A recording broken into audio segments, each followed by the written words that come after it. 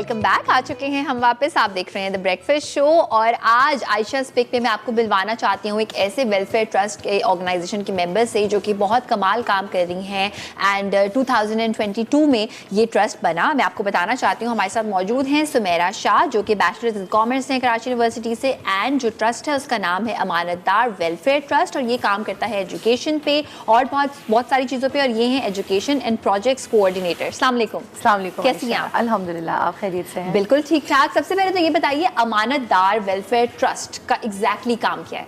अच्छा, अमानतदार welfare trust का basically जो काम है वो सर्विंग दी ह्यूमैनिटी के ऊपर है। ठीक है कि हम किस तरीके से माशरे में मौजूद ऐसे लोग जो मुस्तहिक हैं, ज़रूरतमंद हैं, लेकिन वो किसी के सामने हाथ नहीं फैलाते हैं, वो किसी के सामने मदद मांगने से कतराते हैं, हम उन लोगों को ढूंढें और हम उन लोगों की वेलफेयर के लिए काम करें, उनकी ज़िंदगी में कुछ आसानियाँ हम लेकर आ सकें। ठीक है, तो उन लोगों को जो ढूंढने का प्रोसेस है मेरा ये बताइएगा कि आप लोग खुद जाकर आपका कोई एक बेंचमार्क है, कोई सिस्टम है कि जिसके थ्रू आप डिसाइड करते हैं कि ये इंसान मुस्तहिक है और ये मदद नहीं मांग रहा है या फिर वो लोग आपको अप्रोच करते हैं? अच्छा, उसके बारे में मैं थोड़ा सा आपको पहले ये बता दूं कि जब अमानतदार स्टार्ट हुआ कोविड के टाइम पे बहुत ज़्यादा हालात ऐसे थे पाकिस्तान में कि जो रोज़ाना की उजरत पे काम करने वाले लोग हैं उनके पास एक वक्त की खाने की रोटी भी नहीं थी। सही। उसी वक्त अमानतदार जो है उसका एक इनिशिएटिव लिया गया और अमानतदार को बनाया गया। ठीक है। सबसे पहले अमानतदार दस्तरखान शुरू हुआ। ठीक है। उस पर यह होता था कि फ्रेशली कुक्ड खाना जो है हम उन मुस्तहिकीन को प्रोवाइड करते थे जो कि अब बाहर नहीं निकल सकते और कमा नहीं सकते क्योंकि लॉकडाउन है, सिचुएशंस ऐसी हैं,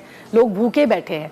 तो खाने से ये स्टार्ट हुआ, हमारा दस्तरखान है, वहाँ से आहिस्ता आहिस्ता चीज़ें आने लगी। जो लोग खाना लेने आते थे उनकी ज़िंदगी में और बहुत सारे प्रॉब्लम्स थे। ठीक है। ज़्यादातर वहाँ पे जो लोग आते हैं सिक्योरिटी गार्ड्स हैं या यौमिया उजरत पे काम करने वाले लोग हैं जिनके बच्चे स्कूल नहीं जा पा रहे हैं, जिनके घर में और प्रॉब्लम्स हैं। तो हमने दस्तरखान से शुरू किया और फिर वहीं पे हमारे पास आने लगी चीज़ें कि ये मुस्तहिक है, ये रोज़ खाना लेने आता है। तो फिर हमारी अपनी टीम भी थी, जब उनसे बातचीत हुई इन्होंने खुद बोला कि भाई हम यहाँ खाना लेने आते हैं, खाना तो हमारा हो रहा है लेकिन हम चाहते हैं कि हमारे बच्चे एजुकेशन भी हासिल करें। सही। तो इस तरह से फिर एक के बाद एक प्रोजेक्ट्स जो है हमारे स्टार्ट होते गए। फिर हमने एजुकेशन के ऊपर काम करना शुरू किया। उसके बाद हमने वाटर के लिए काफ़ी काम किया। हमारा वाटर प्रोजेक्ट हमने बनाया। कराची में बहुत सारे इलाके ऐसे हैं जहाँ पर पानी लोगों के पास अवेलेबल नहीं है। बिल्कुल साफ पानी नहीं है, साफ पानी नहीं है। इवन घर की ज़रूरत ज़िंदगी की जो चीज़ें होती हैं, कपड़े धोने के लिए, इन सब चीज़ों के लिए भी पानी नहीं है। बिल्कुल। तो दस्तरखान स्टार्ट हुआ। उसके बाद वाटर प्रोग्राम पे हम आए तो हमने बोरिंग्स करानी शुरू की ताकि लोगों को कम से कम पानी तो अवेलेबल हो। बिल्कुल बिल्कुल। उसके बाद हम एजुकेशन के ऊपर आए। ठीक है, एजुकेशन पे आपसे डिटेल में डिस्कस करेंगे कि एजुकेशन पे एग्जैक्टली आप किस तरह से उनकी मदद करती हैं। जुनीता हमारे साथ मौजूद है कराची से, उनसे बात करते हैं। हेलो, अस्सलाम वालेकुम। वालेकुम अस्सलाम। आयशा कैसी हैं आप? बिल्कुल ठीक ठाक। जुनीता आप कैसी हैं और सुनीता क्या कहना चाहेंगी? मैं असल में आई हूँ जद्दा से और इस वक्त मैं हूँ पाकिस्तान में। तो मुझे बड़ी एक्साइटमेंट थी कि मैं आपसे बात करूँ, शो में कॉल करूँ, क्योंकि वहाँ से हम लोग देखते तो थे कि हाँ कॉल मिलती है। मैंने कहा मैं खुद भी चेक करूँ कि हाँ मिलती है या नहीं मिलती है। मिल गई है कॉल। और मुझे फेस्टिवल के प्लीज कार्ड और टिकट वो चाहिए, आपका हैम्पर। ठीक है, अभी कराची में है? जी मैं भी कराची में हूँ। सवाल करती हूँ मैं, ठीक है, मुझे ये बताएं कि इस बार जो मसाला फैमिली फेस्टिवल हो रहा है उसमें कॉन्सर्ट्स किन किन लोगों का है? 2 हैं लेकिन आप एक नाम भी बताएंगे तो चलेगा।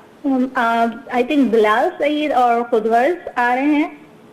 बड़ी रिसर्च है भाई, लेकिन सॉरी मैं ये नहीं बता रही कि सही है या गलत है, मैं बताऊंगी शो के भी खुला। लेकिन हाँ मुझे तो इतना तो पता है कि बिलाल सईद तो आ रहे हैं कंफर्म। ये तो मैंने देखा था एड्स में। असल में मसाला ही ज्यादा चल रहा होता है तो इसीलिए ज्यादा थोड़ी इन्फॉर्मेशन उसी के बारे में होती है हम लोगों को। तभी इतने कॉन्फिडेंस से आपने बोला है। आप शो का जो एंड वाला पार्ट होता है ना वो भी देखिएगा, तो उसमें बेसिकली होता है कि जितने भी सही जवाब देने वाले लोग होते हैं उनमें से फिर हम 2 सिलेक्ट करते हैं और उनको फिर नाम चलेगी। बिल्कुल, लेकिन बहुत खुशी हुई आप लोगों से बात करके और मसाला टीवी बहुत अच्छा काम कर रहा है। हम लोग तो ओवरसीज में होते हैं तो हम लोग को पता है कि हाँ हमारे मसाले की वजह से कितनी अच्छी हमारे मुल्क की रेपुटेशन हो रही है, क्योंकि बहुत सारे लोग चाहे वो मुस्लिम हो नॉन मुस्लिम हो लेकिन मसालों को फॉलो कर रहे हैं। थैंक यू सो मच, बहुत बहुत शुक्रिया सुनीता। बहुत सारी दुआएं, बेस्ट विशेस फॉर आप लोगों के लिए और आपके फेस्टिवल के लिए। थैंक यू जी। अल्लाह हाफिज। अल्लाह हाफिज। मुझे इतनी खुशी होती है ना कि हम कहते हैं दुनिया एक ग्लोबल विलेज है और कहाँ बैठा हुआ एक इंसान इस वक्त पाकिस्तान से अपना कनेक्शन फील कर रहा है क्योंकि वो मसाला टीवी देख रहा है। This is amazing. अच्छा, हम एजुकेशन की बात कर रहे थे, सो आई कैन अंडरस्टैंड कि आपने खाने से इसलिए स्टार्ट किया बिकॉज वैसे भी कोविड में सर्वाइवल वाज वेरी इंपॉर्टेंट। बड़े बड़े ऐसे लोग जो कि बड़े बड़े दुनिया में काम करते दे वर लाइक बस ऐसे ही। सर्वाइव कर लिया अभी, राइट? सो उस सर्वाइवल की स्टेज से हम निकले, फिर एजुकेशन पे बात आई, तो एजुकेशन में किस तरह से आप उनको फैसिलिटेट? अच्छा, एजुकेशन में हमारे डिफरेंट प्रोजेक्ट्स हैं। मैं नाम आपको बताती हूँ। एजुकेशन अंडर प्रिविलेज्ड है, वेलबींग के साथ ऐसे बच्चे जिनके पेरेंट्स डेली वेजर्स हैं या सिक्योरिटी गार्ड्स हैं या उनकी वालदा जो हैं वो कहीं पे काम कर रही हैं, मासी का काम कर रही हैं, तो वो बच्चों को स्कूल नहीं भेज पाते। ठीक है। तो हम उनके रेजिडेंशियल कन्वीनियंस के ऊपर उनके घरों के करीब उन स्कूलों में बच्चे के एडमिशन कराते हैं जहाँ से बच्चे आराम से स्कूल जा सके। सही। उनके सारे एक्सपेंसेस पर अमानतदार बेयर करता है,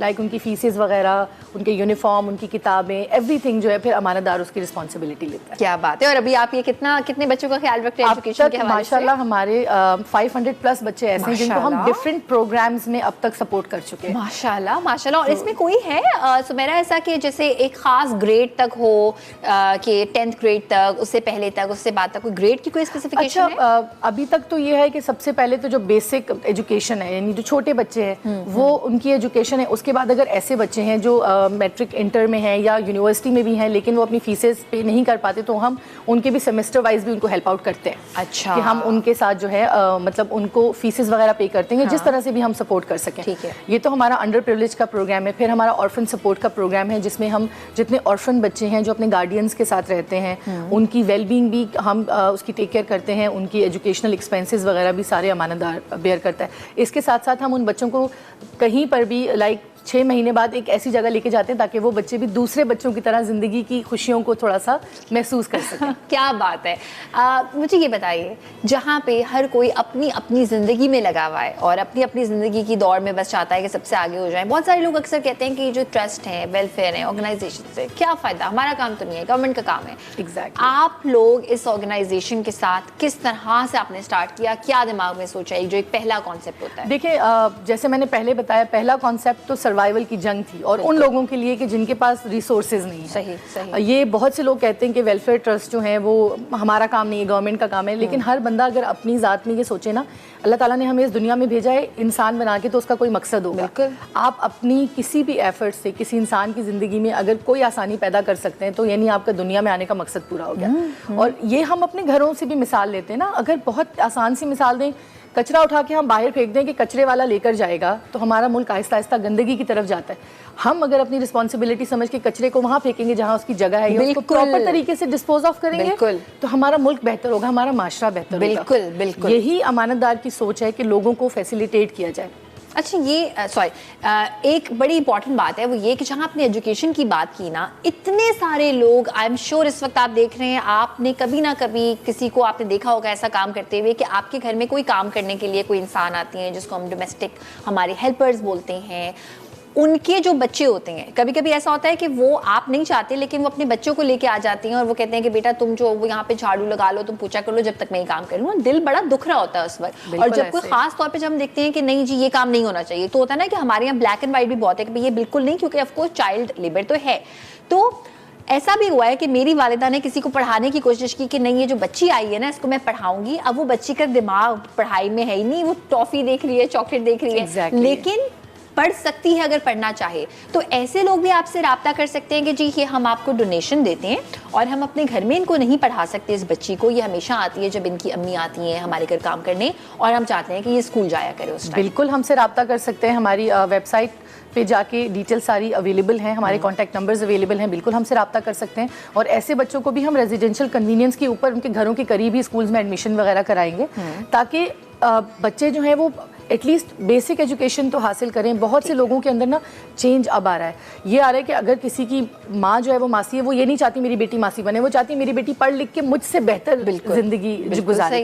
हमारा एक एजुकेशन का प्रोग्राम है टेक्निकल एंड वोकेशनल ट्रेनिंग के नाम से, वो स्पेसिफिकली ऐसे बच्चों के लिए जैसे स्लम्स एरिया में, अब नाम लूँ औरंगी टाउन है, लियारी है, किमाड़ी में लोगों का बच्चों को पढ़ाने का इतना रुझान नहीं है। और ये मुझे बता रही थी कि एजुकेशन पे बात हो गई, खाने पे बात हो गई, कि ये वोकेशनल ट्रेनिंग भी प्रोवाइड करती है और भी बहुत सारे अमेजिंग काम करती है ऑर्गेनाइजेशन। मैं जानना चाहूंगी जो वोकेशनल ट्रेनिंग की आप बात कर रही थी कि हुनर किसी को सिखाना, वो उसमें क्या क्या हुनर शामिल है? अच्छा, हमारा जो टेक्निकल वोकेशनल का प्रोग्राम है उसमें हम 4 डिफरेंट कोर्सेज जो हैं वो कराते हैं बच्चों को।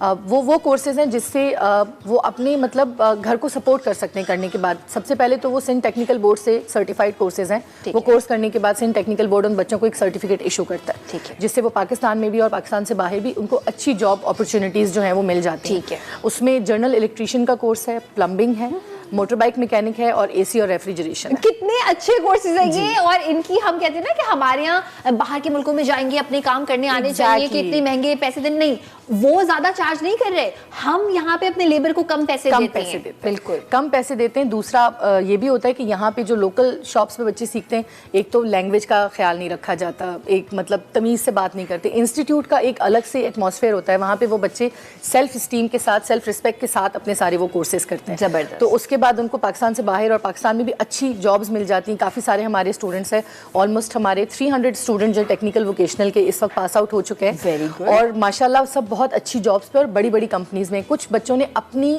छोटे छोटे से शोरूम्स खोल लिए हैं, किसी ने बाइक मैकेनिक का खोल लिया है, तो एक उनके घर का सर्कल चल पड़ा है। वो बच्चा जो एक गलियों में ऐसे ही घूमता था, आज वो अपने घर का कफील बना हुआ है कि वो कमा के अपने माँ बाप को, अपने बहन भाइयों, छोटे बहन भाइयों की तालीम के खर्चे उठा रहा है, माँ बाप के साथ उनकी मदद कर रहा है। तो इससे बड़ा फर्क पड़ता है अगर आपके पास हुनर हो। बिल्कुल, एब्सोल्युटली, किसी पे आप डिपेंडेंट नहीं होते हैं, आप अपनी इज्जत के साथ जो है ना वो अपनी जिंदगी गुजार सकते हैं। अच्छा, मुझे ये भी बताइए, इसके अलावा भी कुछ फ्लड विक्टिम्स या इस तरह की कुछ और आपके प्रोग्राम्स हैं जिन पे आपको शेल्टर या फिर ब्लैंकेट्स या ऐसी कोई चीज प्रोवाइड कर रहे हो? जी बिल्कुल।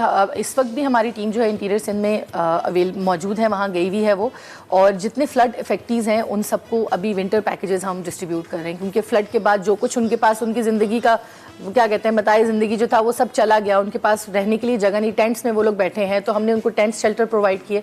अब हम उनको ब्लैंकेट्स, कोयल्स, जैकेट्स वगैरह, इवन फूड भी हम उनको प्रोवाइड कर रहे हैं, क्योंकि इस वक्त इंटीरियर सिंध में सर्दी काफ़ी ज़्यादा है। ठीक है, बिल्कुल। तो फ्लड में भी हमने काफ़ी काम किया, सिंध में, बलूचिस्तान में, और काफ़ी ऐसी जगहों पे हम गए जहाँ तक बाकी लोग नहीं पहुँच सके, क्योंकि मेजॉरिटी ये होता है कि आप एक सेंटर पॉइंट पे जाते हैं और वहाँ पे दे देते हैं, छोटे छोटे गाँव जो होते हैं ना वो रह जाते हैं। बिल्कुल बिल्कुल। तो वहाँ पे हमारी टीम्स ने बहुत काम किया, और इस वक्त भी हमारी टीम जो है वो ब्लैंकेट डिस्ट्रीब्यूशन के लिए गई हुई है। ठीक है, ताकि वो लोग ये सर्दियों में उनके पास एटलीस्ट कुछ तो हो, कुछ तो वार्म रहने के लिए उन बेचारों के पास अवेलेबल हो। बहुत बुरे हालात हैं मुल्क के, मतलब अगर आप जाके कभी देखें तो आपको उनकी हालत देख के रोना आ जाएगा, फिर वही आपका दिल करता है कि मैं भी इनके लिए कुछ कर पाऊँ, मैं भी इनके लिए कुछ कर सकूं। लोग ये कह रहे होते हैं सुमैरा कि जब हम देखते हैं ना इस तरह की वीडियोस तो हम कहते हैं कि हम खुद जाके करना है, हमें किसी पे भरोसा नहीं है ये चीज़ वहाँ तक पहुँचेगी या नहीं।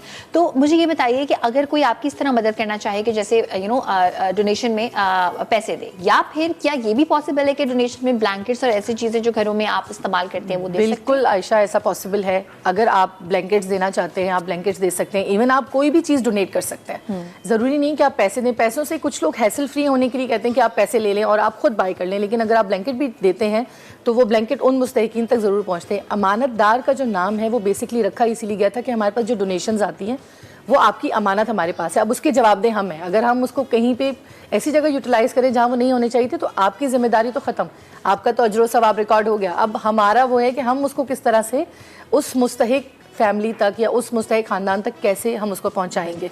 तो उसके लिए भी हमारा बड़ा एक ज़बरदस्त सिस्टम है कि हम डोनर रिपोर्टिंग के ऊपर बहुत ज़्यादा इन्फोसाइज करते हैं। ठीक है, आप हमें कोई भी डोनेशन दें, वो कोई भी अमाउंट हो सकती है, वो कहाँ किस तक पहुंचा है इसकी कंप्लीट रिपोर्ट आप तक पहुंचेगी। क्या बात है, जी बिल्कुल, जबरदस्त जबरदस्त। सुमेरा बहुत बहुत शुक्रिया शो में आने का, थैंक यू सो मच। हमें ये खुशी होती है कि किसी भी वेलफेयर ऑर्गेनाइजेशन से जब हम आपको मिलवाते हैं तो वो इतनी क्रेडिबल हो कि वहीं पे पैसे आपके लग रहे हैं जिस चीज़ के लिए, जिस काम के लिए आपने वो दिए थे। वेल जनाब, अब टाइम है आपको बताने का कि कौन कौन है विनर जिन्होंने सही जवाब दिया था। मसाला फैमिली फेस्टिवल में उनको पासेस भी मिल सकते हैं, मिलेंगे आने के फैमिली के लिए, और साथ साथ प्राइस भी होगा। तो मैं नाम पहले बताना चाहती हूँ, मिसेस तारिक है और सुनीता है, मैनी मैनी कंग्रेचुलेशंस। एक आपसे रिक्वेस्ट ये है कि आज ही आपको ये कलेक्ट करने हैं, बिकॉज ऑफ कोर्स आपको पता है कि कल और परसों है एक्सपो में जो मसाला फैमिली फेस्टिवल है, तो आप हमारी टीम से रब्ता कर लीजिएगा। आपको कहाँ आके ये कलेक्ट करने हैं आज हम आपको बता देंगे। आज ही आज जो है ना वो आपको कलेक्ट करने हैं, हम टीवी के ऑफिस आपको आना है और कलेक्ट करने हैं। जल्दी से आ जाए, ठीक है, बिफोर 6 बजे से पहले प्लीज़ पहुंच जाइएगा। और ये भी हो सकता है कि अगर आप, आई अंडरस्टैंड, अगर खुद नहीं आ सकते, कोई एक्नॉलेजमेंट लेटर अगर दे देंगे ना तो भी हम आपको दे देंगे। कोई भी उसमें आप अपना साइड बाइन कर दे, बता दें कि मेरे बिहाफ पे ये इंसान लेने आएगा, वो भी हो सकता है। चलिए जी, अब मिलेंगे हम आपसे इंशाल्लाह नॉट ऑन मंडे, कल मुलाकात करेंगे। अगर आप कराची एक्सपो सेंटर आ सकते हैं, नहीं आ सकते तो फिर हम मंडे को मुलाकात करेंगे इस वादे के साथ कि अच्छे से टॉपिक के साथ, जो कि होगा Nabila changes the breakfast show. एक ट्रांसफॉर्मेशन देखेंगे आप लोगों में यहाँ पर। तब तक के लिए अपना बहुत सारा ख्याल रखिएगा, हम सबको दुआ में याद रखिएगा। अल्लाह हाफिज़।